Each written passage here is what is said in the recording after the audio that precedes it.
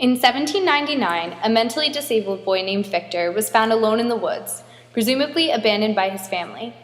When Dr. Jean Itard, a French physician, discovered the 12-year-old, he took responsibility for his welfare and education. The start of special education as a discipline is often attributed to Dr. Itard's thorough documentation of his experiences with Victor. Little is known about attempts to educate children with disabilities before 1799.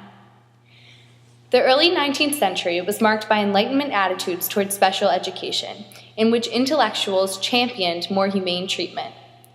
The publication of Edouard Seguin's reference book in 1866 marked the creation of the first special education program.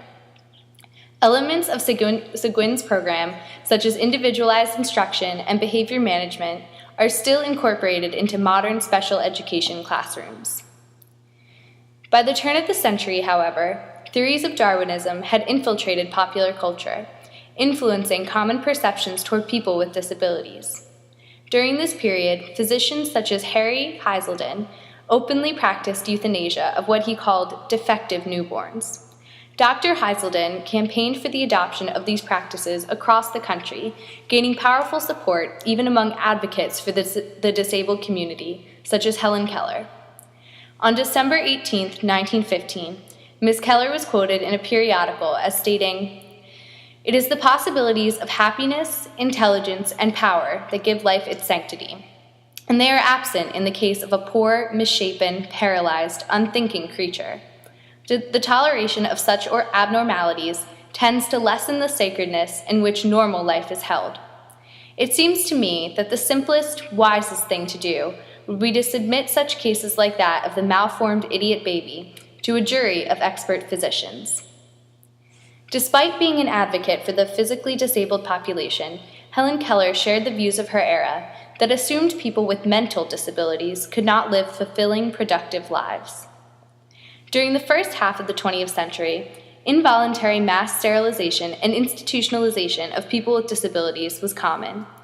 In 1927, the Supreme Court ruled in Buck v. Bell that sterilization was legal. Following this decision, over 60,000 individuals with mental disabilities were sterilized in the United States. Despite prejudiced attitudes, the White House Conference on Children, held in 1910, marked a slight change in how society believed students with disabilities should be treated.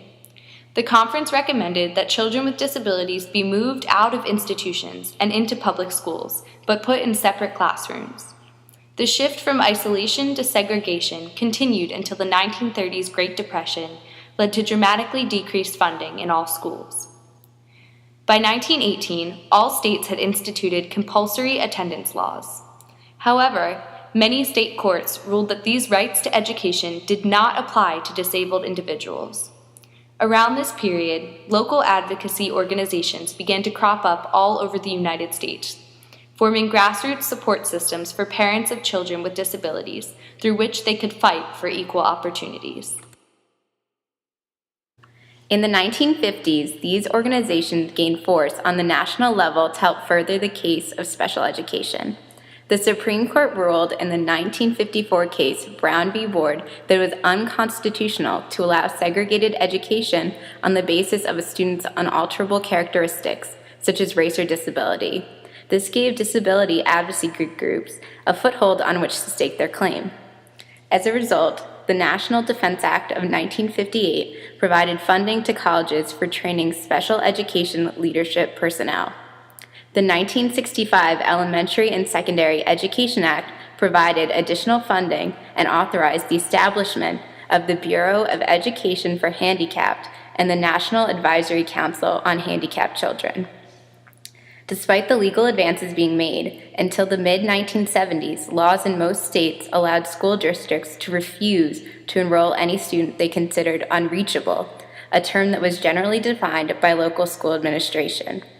As late as 1969, courts in North Carolina ruled that it was a crime for parents to continue enrolling a special needs child after exclusion from public schools.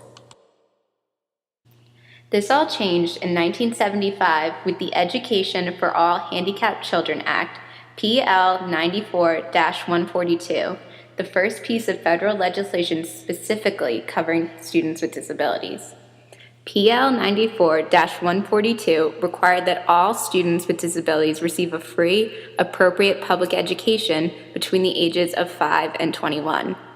It had provisions to develop an individualized education program, IEP, for each child.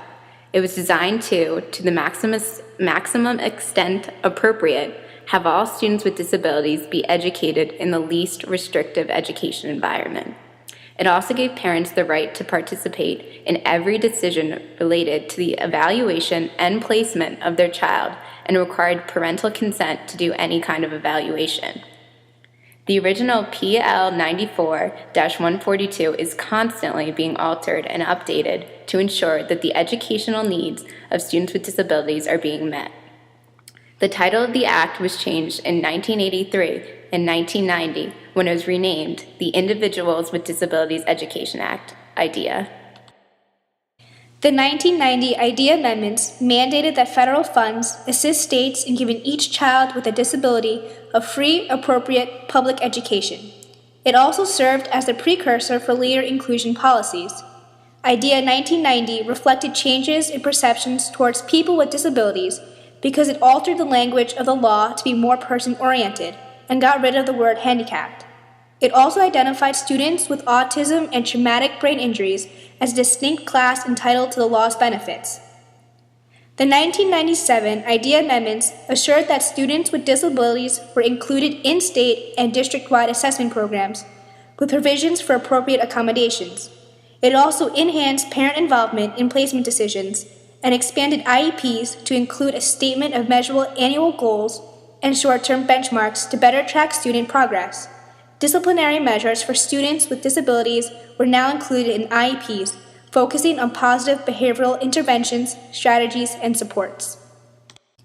In 2004, IDEA was reauthorized as the IDEA Improvement Act. The most significant modifications were requirements for highly qualified special education teachers and the formation of IEP committees. In addition, the Act included an identification procedure for students with learning disabilities. The Act contained an emphasis on transitioning students for post-secondary education, requiring a strategy for achieving this goal to be added to the child's IEP by the age of 16. Post-secondary education for students with intellectual disabilities is offered at the College of New Jersey through the Career and Community Studies programs, which offer students a liberal art education with inclusive mainstream classes and CCS core classes.